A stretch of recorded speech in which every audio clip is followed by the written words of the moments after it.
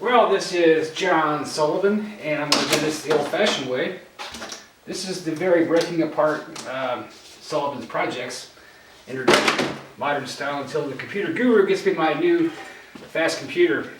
I just wanted to check in with you guys with the mid-month review for the month of May 2016, just to announce very quickly my plans to run against Martha McSally as the CD2 Congressman will not happen. I do thank you very much for your interest in that. More mine than yours, I admit, but you know, she's got to go. The main reason I'm writing is because it's come to my attention today that the cancer that I've really known I've had for quite a while now is much worse than we had anticipated. We, meaning the doctor and I, actually, I knew all about it, but the doctors confirmed it. It's spreading in places and in severity that were much worse than they had known before. I've been very sick most of this year and actually have taken off much work. And the four people that know about this right now are my boss Maleka, my friend Elva, my friend Maggie, and I guess five now. My manager Michael and the redhead, as I affectionately call the one person on earth who I really do know in Arizona really does honestly care about me. And I didn't know which order to announce this news to everybody in Arizona and the world beyond, so I just decided to make a video. What happened was I've really been missing a lot of work this year, but I'm still going to be working. Right now I really feel great. I am a cancer survivor. Why do I say that? Because I'm still here. But my family has actually had quite a history of this stuff. My dad came, beat it for a while and came back, and my sisters had it, Mary and Jeanette, and they beat it, and I intend to as well. There's a lot of things left to do. If you don't know, in my off-work life, I'm a self-employed producer at Sullivan's Projects. Good luck getting Facebook to recognize that, but I really have been since 1996. I've been in the television and movie production business. Did 3 films called Liberty 72, When Battleships Fly, Hidden Treasures, and Endless Wonder. Did 1.75 years of television series out in Florida called Endless Wonder. And I'm bringing it back now, and just it's the way the Holy Spirit works is I've been bringing it back knowing it's going to be my last one. For some time I've been working on the script, been working on the model, and we've been trying to come up with the financing and the distribution, more importantly the distribution to make it work. But it's really going to be a great, great story, and it really does kind of go along with the life that I'm living right now, knowing full well from birth, actually, that this is a finite existence, but it's infinite as well.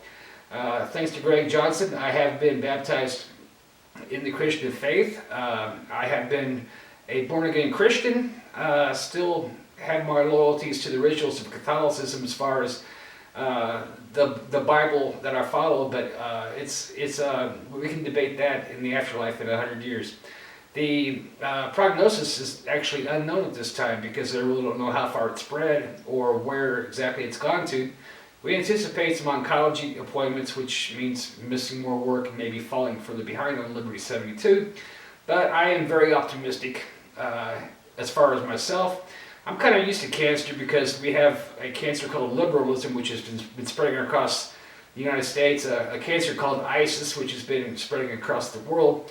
And I would be glad to debate the merits of either Islam or liberalism with you, but quite honestly, there are none. So we won't even waste our time with that. The fact is that I just am here very calmly, much more disappointed that Governor Ducey or Barack Obama has won than I am about finding out that, well, guess what? We don't live forever. Yeah, we knew that. The point is, there's far more people that die between the time that I am speaking this and the time that I eventually will, from things like car wrecks, parachutes that don't open, a guy crosses the wrong lane on the highway, all these unexpected things, and you just never know how you're going to die. And so my point is just live life every day like I always have tried to do, like it's your last, and make the best of the gift that God has given us in life. And whatever you do whatever you can to end abortion. It's just so unfair to those who have never had the chance to live as long as I have, to pontificate in front of a television camera. These people don't even have a chance.